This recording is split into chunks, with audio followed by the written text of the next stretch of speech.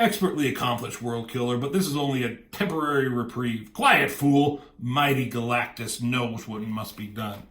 Does Mighty Galactus also know that our chances of outrunning this disturbance are minimal, Thanos says?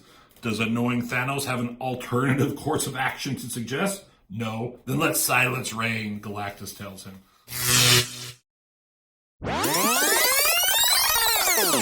Hey everyone, welcome back to Nordman Reviews, and here we are, the finale of Infinity War.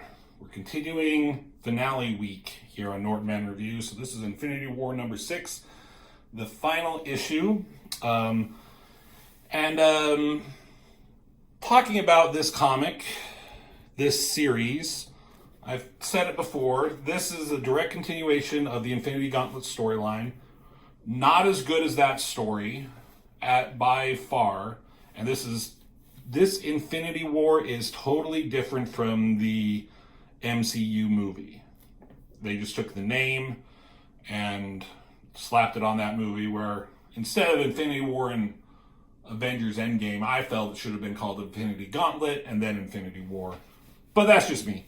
In this one, the villain is this guy Magus. He is a duplicate, the dark half of Adam Warlock, who is on this cover? Is he not on this cover? Well, that's strange. But Adam Warlock, this dude here, he's kind of the main character of this Infinity saga, if you will. So the Magus is his darker half. Adam Warlock expunged all emotion and left only logic when he had the Infinity Gauntlet. So they explained that earlier. So any good or evil got expelled from him. And then the Magus is also, in a weird way, an alternate reality future version of Adam Warlock. It's all very complicated, right? But the Magus he had this long, convoluted plan, and which he explained in the last one, what everything was. He got this source of power, which was different realities, cosmic cubes. So he had 5 of them, and cosmic cubes can have wish-fulfilling powers or something like that. So he had all this power, which wasn't nearly as good as the Infinity Gauntlet. But he used that power, and he went into a parallel dimension and found these weird doppelgangers of Earth's mightiest heroes. So he started attacking people, and the whole point was to get his hands on the Infinity Gauntlet, which he eventually did, and to have the rule by the Living Tribunal and Eternity overturned so that the gems could work together as one. Because they made a ruling in Warlock and the Infinity Watch number 1 that the gems couldn't be used in that sense anymore. So he kind of manipulated Galactus into getting that done. It's actually kind of a clever plan, and it all culminated into this finale. And then there's Thanos, who was working with the heroes and Adam Warlock, and he's facing off against his evil counterpart here, right? So everything is at its worst right now. So the Magus, he is God. He has the Infinity Gems. He has them working on the Infinity Gauntlet. The heroes are fighting the doppelgangers. Thanos is fighting his evil whatever twin. He's got Adam Warlock captured, and he is just whooping ass. And he's reacting to the godhood rather quickly. He's getting used to it. And it might say somewhere here. Well, I'll talk about it later. So, for some reason, there's a duplicate Earth, and these mystics and these psychics were trying to find ways to fix everything again, but they failed. There's Scarlet Witch and Doctor Strange, and then Professor Xavier and his scantily clad women. And Thor was hanging out with Watcher for various reasons. So they all go back, and he's with Galactus, and he comes back, and they're like, you came from a fool's errand. And they're like, what are you talking about? And Gamora was all pissed at Galactus because he used her to do things. It's all whatever. And they tell him what happened.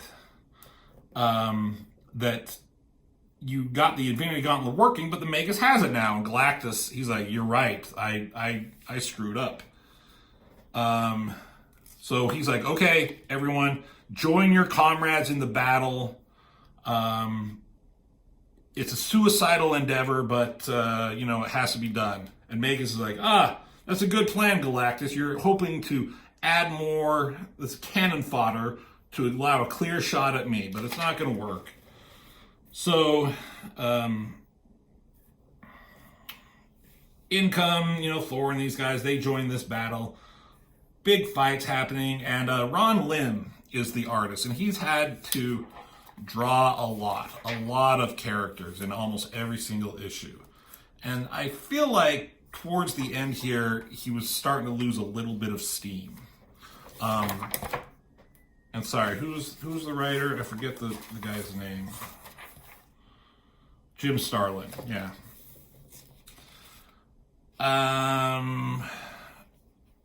I don't know. So he tidies up the battlefield for some reason, and then snaps his finger again, and all the heroes are like in his trophy room, which is kind of cool shot here. So Magus isn't like, he's not scared or anything at all. In comes Thanos. He dealt with his doppelganger. The original, I see my thrall has fallen before your rage. Like, yeah, that happened. So Thanos is coming in. He's kind of talking shit to the Magus. And Magus isn't having any of it. He's like, I am a god, bow to me, not willingly, and for the moment, for reality is not what you perceive. And he's like, reality? And he says, it is a thread which has escaped your grasp. And he's talking about, like, the reality stone here. And Thanos is telling him, like, you have control of the Infinity Gems, but you do not have control over the reality gem. And he's slapping him around. He's like, no, you're lying. Admit your falsehood. He's like, I am not lying. And then somehow Adam Warlock escaped. In fact, I will tell you how in a second. And he comes and he grabs onto the Infinity Gauntlet while he's wielding it. And Adam Warlock says, I think you'll find the infinite well remembers my touch.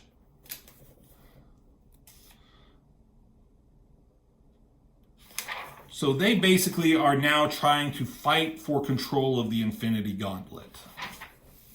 So just because Adam Warlock's not holding it, just him touching it is giving him control. So now, like, this craziness starts happening because of that. Universe, reality, shatters, everything's going to hell. Behold, either salvation or Armageddon, Thanos says.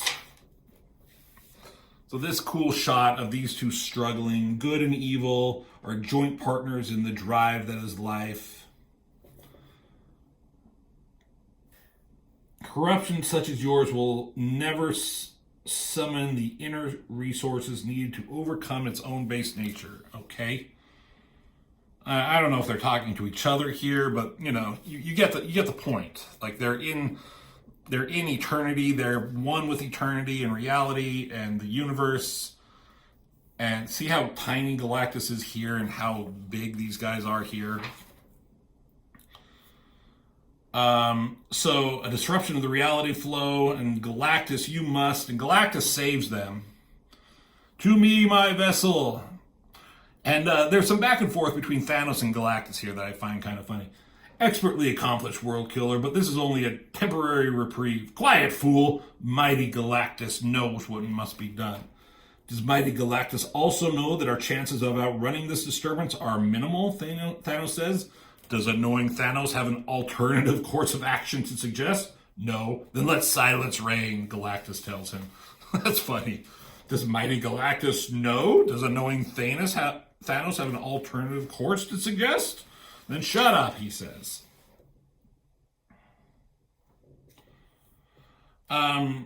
So, okay, more fighting. And Adam Warlock is saying, while we're fighting over this, we're going to tear apart the fabric of reality. Like, we're going to destroy the prize we crave. And it looks like he's getting the upper hand, but then he doesn't. There's some kind of trickery going on. What is going on here? Having fully focusing my cosmic perceptions to the circumstances. And he says here, reality is playing a trick on you. And behold the truth. And then eternity and infinity together. So outburst from Adam Warlock. I don't understand how or why what's going on with some of this. And now eternity and infinity are together. Do you think all the aspect of all there is was divided into manageable sections for your convenience? Inkling that eternity and infinity are but different sides of the same coin.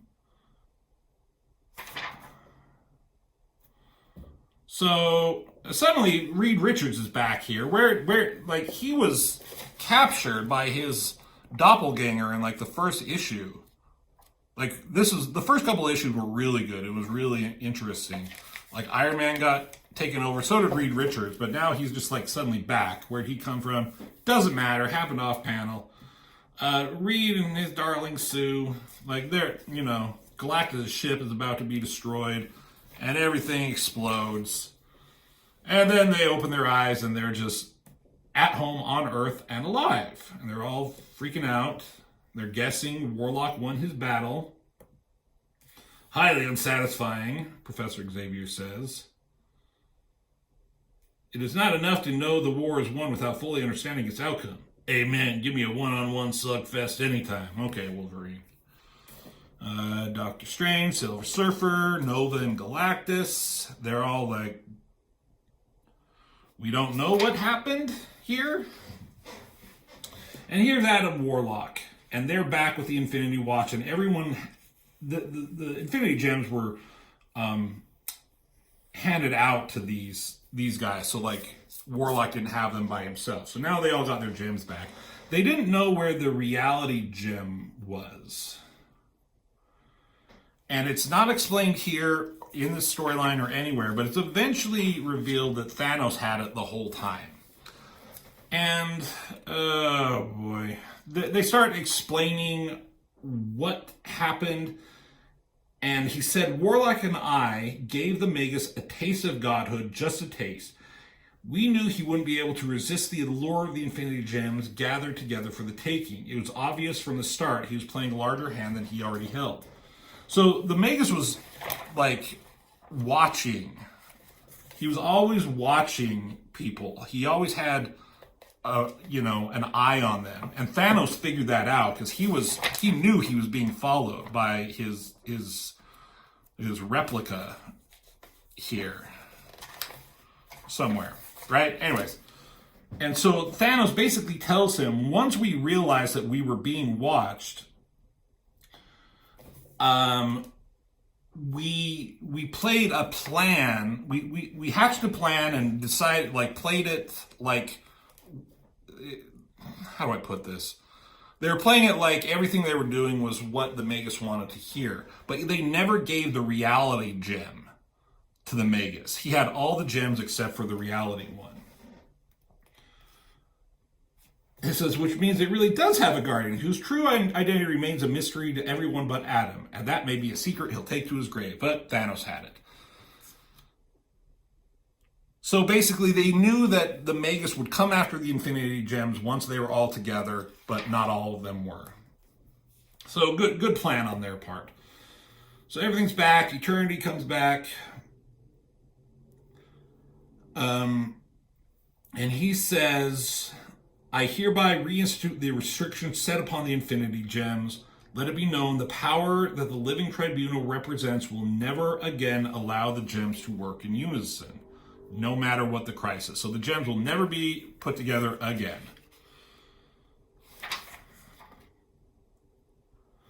And more just talking about everything that happened, explaining it, talking about what Adam Warlock is and who he is, and what the Magus is and who he is, and who Thanos is, you know, and how Thanos, like, he used to be like the most evil, villainous person ever, but now he's kind of changed a little bit.